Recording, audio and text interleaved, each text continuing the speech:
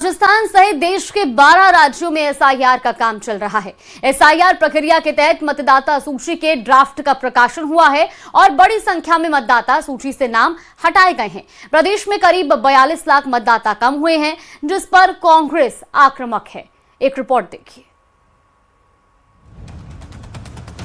विधानसभा का चुनाव नवंबर 2028 में होना है, यानी 3 साल बाद।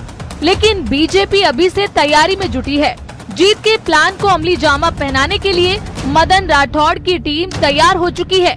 ऐसे में सियासत में थोड़ी भी रुचि रखने वाला इंसान जानना चाहता है कि क्या कांग्रेस में भी 3 साल बाद होने वाले चुनाव के लिए ऐसा ही मंथन चिंतन चल रहा है। क्या बीजेपी को सत्ता से बेदखल करने के लिए ऐसी ही तैयारियां चल रही हैं? अगर आप इस सवाल का जवाब जानना चाहते हैं तो दौसा से कांग्रेस विधायक डीसी बैरवा को सुन लीजिए। एसआईआर के माध्यम से अगर राजस्थान में आने वाले फिर 3 साल बाद में चुनाव है, किस तरह बिहार जीता इन्होंने, उस तरीके से ये चाहते हैं कि कांग्रेस का, क्योंकि तंत्र इनका है, बीएलओ इनका है, सब कुछ इनका है, अधिकारी इनका है। डीसी बैरवा जोर देकर कहते हैं कि प्रदेश में करीब 70 से 80% कांग्रेस के वोट काटे गए हैं और इन्होंने करीब जो 42 लाख जो वोट काटे हैं राजस्थान के अंदर, वो उनके अंदर मैं मानता हूँ करीब 70 से 80% कांग्रेस के वोट काटे। मैंने दौसा के जो अभी जितने भी हैं, मैं बारीकी से तो गहन किया है। इसके अंदर जो वोट काटे हैं उसमें SC माइनॉरिटी, जो हमारे जो गाँव में लोग जो रहते हैं, हमारे जो नहीं समझते हैं, उनके वोट ज्यादा काटे हैं इन लोगों ने।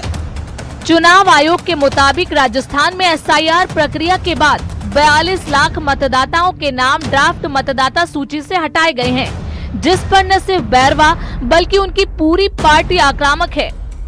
क्योंकि राजस्थान में जो एसआईआर के नाम पर नाम कटे हैं, तो उसके लिए तो बीजेपी जिम्मेदार है। बीजेपी के लोग घर में घुस गए, घर में जाकर बीजेपी के कार्यकर्ता रो रहे हैं, उनके माताजी का नाम कट गया किसी बीजेपी कार्यकर्ता का, तो सबूत ला रहा है अपनी माँ के बिहार में जाकर, कोई यूपी में ढूंढ रहा है।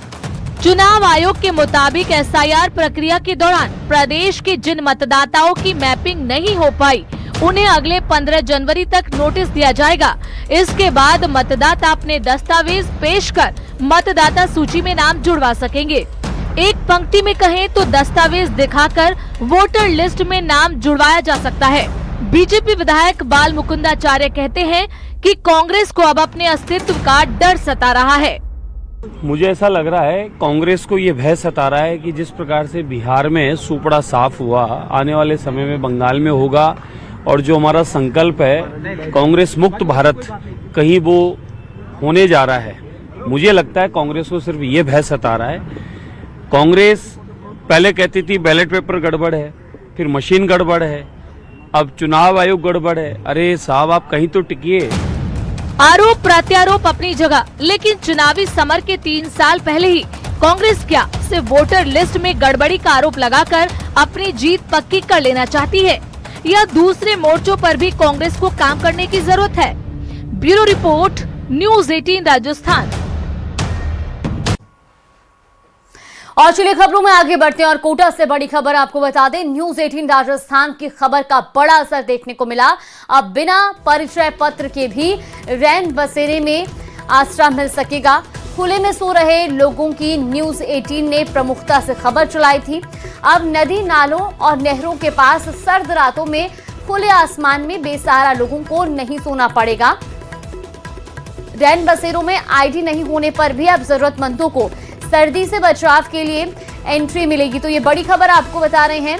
न्यूज़ 18 राजस्थान ने इस खबर को प्रमुखता से दिखाया था, जहां पर बिना आईडी के जो लोग, जिन्हें रैन बसेरों में आसरा नहीं मिला था, वो खुले में सोते हुए दिखाई दिए थे। और ऐसे में अब रैन बसेरों में बिना आईडी के भी इन लोगों को आसरा मिल सकेगा। ऐसा कोई हार्ड एंड फास्ट नहीं है कि आईडी प्रूफ के बिना एंट्री नहीं देनी। ये पहले भी नहीं था और हमने वापस से ऐसा हमारे संज्ञान में आया था, तो हमने सबको स्पष्ट कर दिया है कि जिसके पास आईडी है वो बताए, और किसी के पास यदि आईडी नहीं है तो वो उसकी आइडेंटिटी से संतुष्ट होकर एंट्री दे सकता है, और आईडी के अभाव में किसी को रोका नहीं जाएगा।